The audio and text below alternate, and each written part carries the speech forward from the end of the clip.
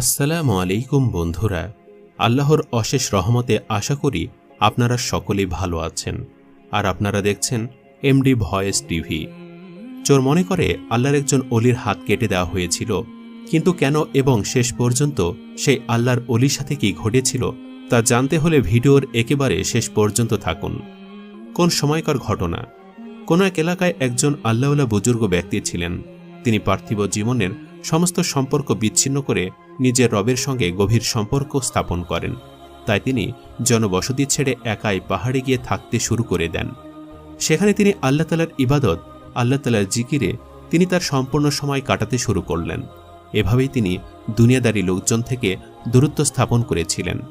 যে জঙ্গলে তিনি থাকতেন সেখানে অসংখ্য গাছ ছিল, আর সেই গাছগুলিতে বিভিন্ন ধরনের ফল ধরেছিল। সেই আল্লাহওয়ালা বুজুর্গ ব্যক্তির খাদ্য ছিল সে জঙ্গলের ফলমূল। সে জঙ্গলের ফলমূল ছাড়া তিনি অন্য কিছু আর খেতেন না। একদিন বসে বসে মনের মধ্যে না জানি কি স্মরণ আসলো তার। তাই তিনি আল্লাহ তাআলার সঙ্গে একটি অদ্ভুত ওয়াদা করে ফেললেন। তিনি আল্লাহ তাআলার সঙ্গে প্রতিশ্রুতি করে নিলেন এবং বললেন, হে আমার আল্লাহ, পরবর্তীতে না আমি এই গাছগুলি থেকে কোনো ফল পেড়ে খাবো, না আমি অন্য কাউকে বলবো যে সে যেন আমাকে ফল পেড়ে দেয়। আমি সেই ফলগুলি খাবো না। যে গাছগুলির ডাল মাটি থেকে উপরে থাকবে, আমি শুধুমাত্র সেই ফলগুলি খাবো যেগুলি ডাল হওয়ার চাপে নিজে নিজে ঝরে মাটিতে পড়ে যাবে। অর্থাৎ আমি কোনোদিনও আর ফল পেড়ে খাবো না, না কাউকে ফল পেড়ে দেওয়ার জন্য বলবো। এই ওয়াদার ওপর সেই বুজুর্গ ব্যক্তিটি অনেক বছর ধরে কায়েম থাকলেন। অর্থাৎ ওয়াদা করার পর থেকেই তিনি আর ফল পেড়ে খেতেন না, না তিনি কারো কাছ থেকে খাবার চাইতেন, বরং যে ফলগুলো আপনিতে মাটিতে পড়ে যেত তিনি শুধুমাত্র সেই ফলগুলি ভক্ষণ করতেন। একবার আল্লাহ তাআলা তার পরীক্ষা নিতে শুরু করলেন। ফলে 5 দিন কেটে গেল, কিন্তু কোনো গাছ থেকে কোনো ধরনের ফল ঝরে পড়ল না। তাই ক্ষুধার তাড়নায় দরবেশ অনেক কষ্ট পেলেন। তিনি ক্ষুধার জন্য অস্থির হয়ে পড়লেন। কোনোভাবেই তিনি শান্তি পাচ্ছিলেন না।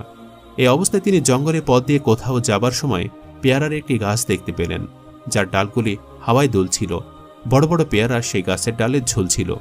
দরবেশ সেখানে দাঁড়িয়ে অনেক আশার দৃষ্টিতে সে পেয়ারাগুলি দেখতে শুরু করল। দরবেশ অনেক ধৈর্য ধারণ করল আর নিজেকে নিয়ন্ত্রণে রাখল। তিনি তার ওয়াদা স্মরণ রেখেছিলেন। হঠাৎ করে অনেক জোরে হাওয়া বইতে শুরু করল। দরবেশ অনেক আশাবাদী হল। সে ভাবল যে হয়তো আমার জন্য এই ফলটি ঝরে মাটিতে পড়ে যাবে। কিন্তু অনেকক্ষণ ধরেই অনবরত বায়ু প্রবাহিত হওয়া সত্ত্বেও কোনো ফল ঝরে পড়ল না।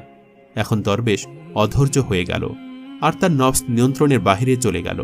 আর ক্ষুধার তাড়নায় তিনি আল্লাহ তাআলার কাছে যে প্রতিশ্রুতি করেছিলেন সেটি ভেঙে দিলেন, আর হাত বাড়িয়ে পেয়ারা পেড়ে নিলেন, আর তিনি পেটের ক্ষুধা নিবারণ করলেন। এরপর সেই পাহাড়ে ডাকাতের একটি দল চলে আসলো। রাতের বেলায় গ্রামে গিয়ে সেই ডাকাতের দল লোকজনদেরকে লুণ্ঠন করে নিত, আর দিনের বেলায় আবারও ফিরে এসে সে জঙ্গলের পাহাড়ে গিয়ে লুকিয়ে থাকত।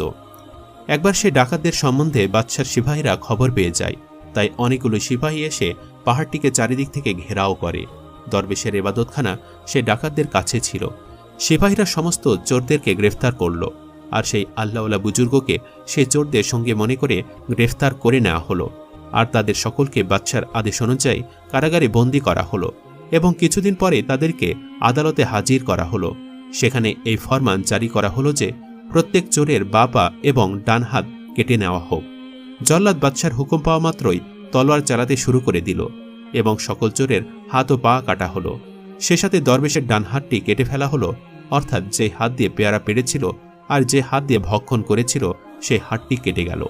যখন জল্লাদ তার বাঁ পা কাটার জন্য তলোয়ার চালাতে যাচ্ছিল, ইতিমধ্যে একজন ব্যক্তি ঘোড়ায় চড়ে খুব দ্রুততার সঙ্গে সেখানে এসে উপস্থিত হলো, আর চিৎকার করে জল্লাদকে ডেকে বলল, এই অভিশপ্ত ব্যক্তি, একটু লক্ষ্য করে দেখুন, এ লোকটি কোনো সাধারণ মানুষ নয়, আর কোনো চোর না, বরং তিনি হলেন অনেক বড় একজন আল্লাহওয়ালা হুজুর ব্যক্তি, আর তুমি তাকে শাস্তি দিচ্ছ।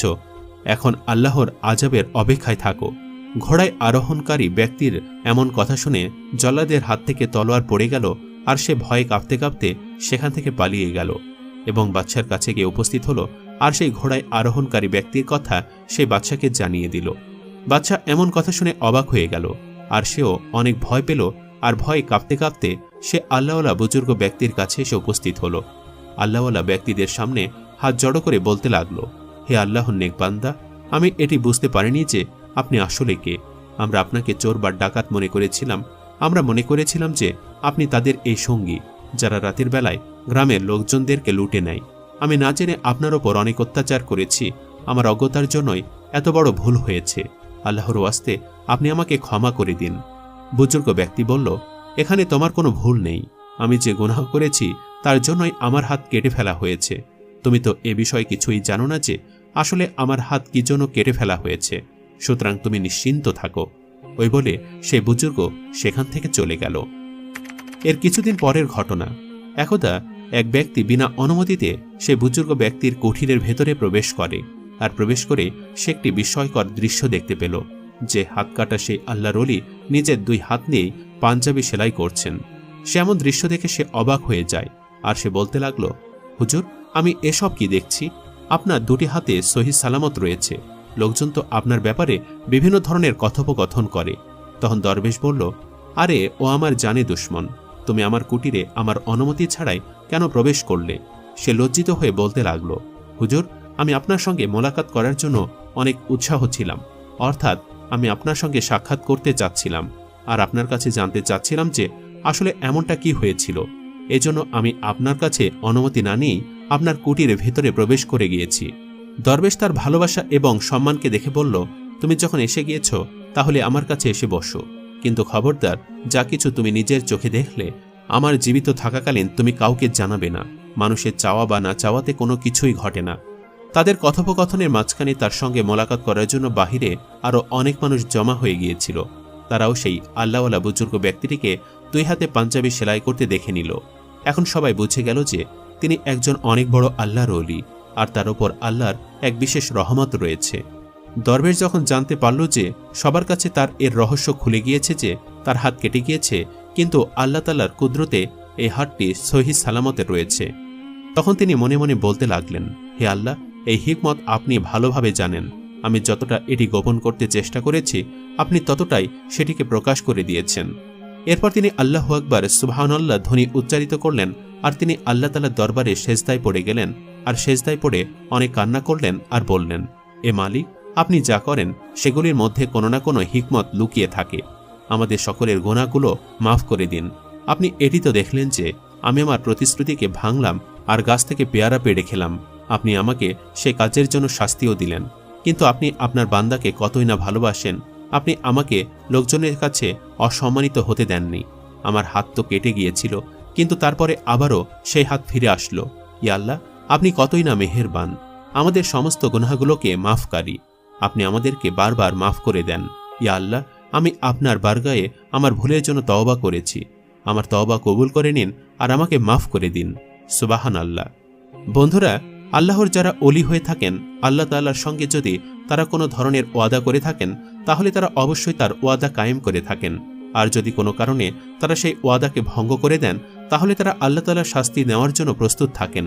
আর আল্লাহ তাআলা নিজের বান্দাদের জন্য কতই না মেহেরবান যে তিনি তার বান্দাদেরকে ওয়াদা ভঙ্গ করার জন্য শাস্তিও দেন, আবার তার উপর বিশেষ ধরনের রহমত করে তাকে লোকজনদের সম্মুখে অসম্মানিত হওয়া থেকে বাঁচিয়ে নেন। আল্লাহ তাআলা তাকে অবশ্যই সাহায্য করেন যারা আল্লাহর কথা মেনে চলেন। আল্লাহ তাআলা তাকে কখনোই বিপদে একা ছেড়ে দেন না। আল্লাহ সুবহানাহু ওয়া তাআলা সকলকে প্রকৃত ঈমানদার হওয়ার তৌফিক দান করুন। আমিন।